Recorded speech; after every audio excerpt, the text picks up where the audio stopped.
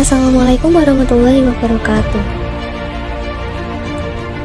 Hai semuanya, perkenalkan kami dari kelompok 4. Saya Angelina Yuni Inarti, nomor urut 7, dan teman-teman saya Amalia Roshida, nomor urut 4, Emma Melani, nomor urut 11, Naisila Dwi Hapsari, nomor urut 23, dan Riyadina Okcahaya Koirona Sukma, nomor urut 30.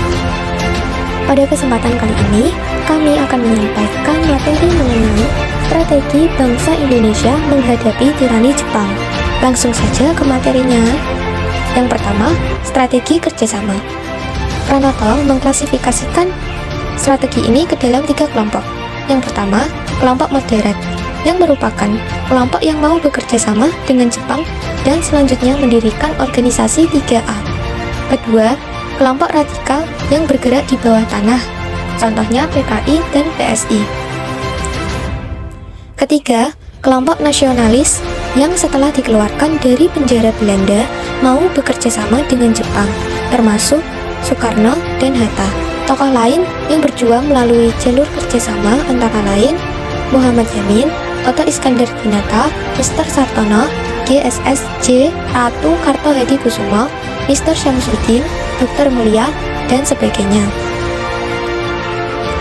Jepang juga merangkul kelompok Islam untuk bekerja sama. Kelompok yang bekerja sama dengan Jepang ini kemudian menjadi pemimpin dari berbagai organisasi bentukan Jepang seperti Gerakan 3A, Utara, dan Jawa Hokukai. Pada awalnya, tokoh nasionalis akan dimanfaatkan Jepang untuk membantu meraih simpati rakyat. Namun, para tokoh Indonesia justru mampu memanfaatkan sedikit ruang yang diberikan oleh Jepang melalui ketiga organisasi itu untuk kepentingan bangsa Indonesia sendiri. Intinya, strategi kerjasama ini dilakukan oleh para tokoh nasional untuk bisa mencapai kemerdekaan Indonesia. 2. Strategi perlawanan. Selama masa penjajahan Jepang, ada banyak hal yang dilakukan oleh kelompok yang bergerak di bawah tanah, mulai dari membangun jejaring, menyebarkan propaganda anti-Jepang, melakukan sabotase, meledakkan bom kereta api, dan sebagainya. Ada pula kelompok-kelompok yang melakukan perlawanan terbuka kepada Jepang. Berikut beberapa perlawanan yang dilakukan di beberapa daerah di Indonesia. Yang pertama, perlawanan di Aceh. Perlawanan terbuka yang dilatar belakangi oleh alasan agama untuk pertama kalinya terjadi di Aceh. Hanya 8 bulan setelah beberapa tokoh setempat membantu kemudahan bagi Jepang masuk ke daerah mereka. Perlawanan itu terjadi di Chot Plieng Bayu dekat Lok Seumawe, dipimpin seorang ulama muda, Tengku Abdul Jalil. Ulama yang memimpin madrasah ini menyamakan Jepang dengan setan-setan yang merusak ajaran Islam.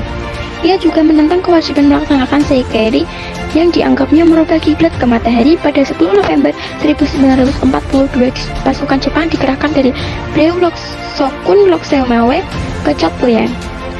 Pasukan yang dilengkapi dengan senapan, mesin berat, mortar, dan jenis senjata api lainnya itu dihadapi oleh murid-murid Abdul Jalil yang pada umumnya menggunakan senjata tradisional. Bersansa dengan sebagian muridnya, Abdul Jalil menyingkir ke belang kampung Teungah. Tempat itu pun diserbu Jepang pada 13 November 1942. Tengku Abdul Jalil dan 19 orang pengikutnya tewas, sedangkan 5 orang lainnya tertangkap. 2. Perlawanan Peta dan Blitar. Pada 14 Februari 1945, kota Blitar dikejutkan dengan kejadian yang menghebohkan. Sepasukan prajurit Peta, pembela tanah air, pimpinan Sudako Supriyadi, Sudako Muradi, dan Sudako Sunanto melakukan perlawanan terhadap militer Jepang. Kendati gagal, namun tidak dapat dipungkiri jika pemberontakan tersebut sempat membuat penguasa militer Jepang ketar-ketir. Itu terbukti saat mereka melakukan penumpasan.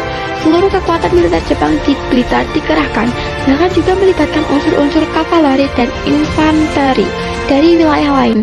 Ketika pemberontakan itu gagal, maka pihak Jepang menghukum sekeras-kerasnya para pelaku. Dari 421 anggota Peta Blitar yang terlibat, 78 diantaranya langsung dihukum berat, termasuk Muradi dan Sunanto, yang dijatuhi hukuman mati pada 16 April 1945. Beberapa kalangan meyakini bahwa sesungguhnya bentuk begitu pemberontakan berhasil dipadamkan.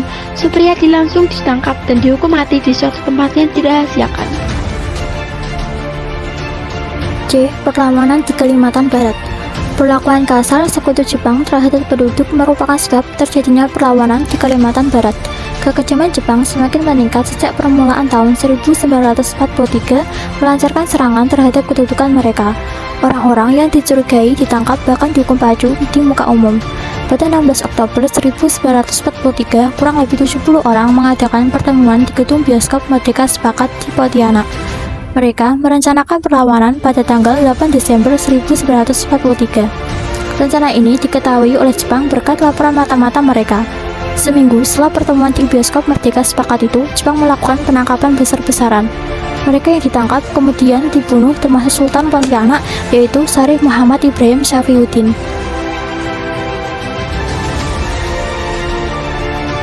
Dalam perkembangannya, Jepang semakin terdesak dalam Perang Asia Timur Raya. Di tengah situasi itu, pihak Jepang semakin memerlukan dukungan bangsa Indonesia agar bangsa kita terus mau membantu Jepang memberikan janji kemerdekaan.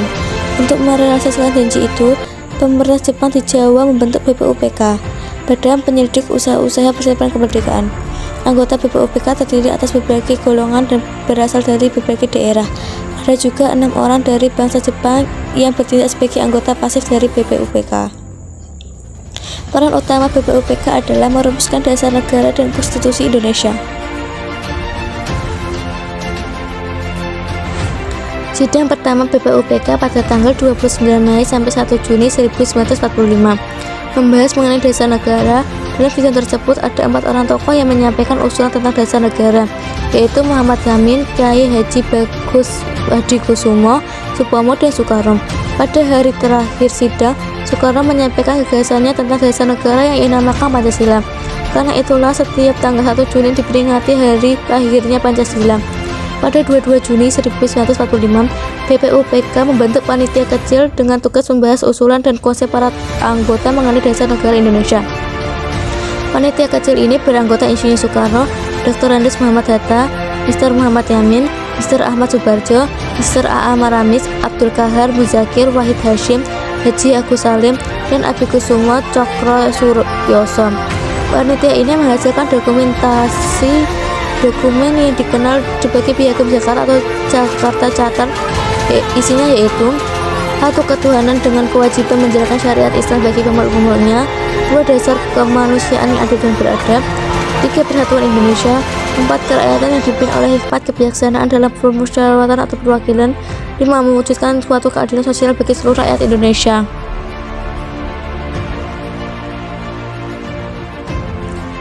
Sidang Ketua BPUPKI tanggal 10 sampai 17 Juli 1945. Sidang Ketua BPUPKI membahas masalah rancangan Undang-Undang Dasar termasuk mengenai pembukaan atau preambul dan menetapkan pembentukan 3 panitia. Panitia Hukum Dasar, Masalah Ekonomi, dan Panitia Masalah Bela Negara. Pada sidang tanggal 11 Juli 1945, Panitia Hukum Dasar yang ditugaskan membahas masalah rancangan Undang-Undang Dasar 1945 membentuk panitia kecil yang diketuai oleh Profesor Dr. Mr. Supomo.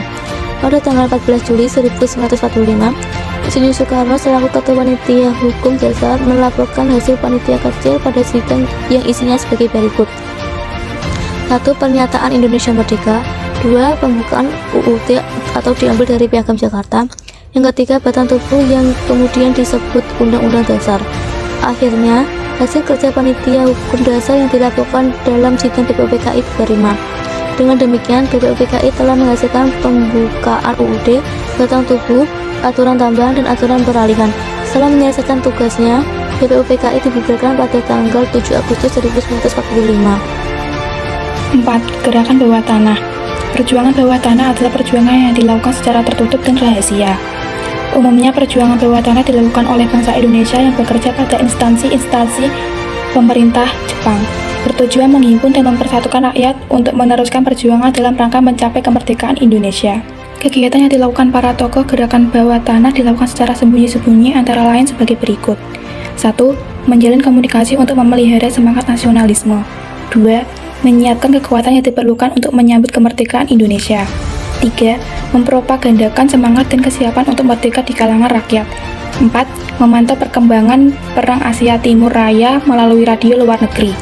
Perjuangan melalui gerakan bawah tanah seperti di Jakarta, Bandung, Surabaya, dan Medan.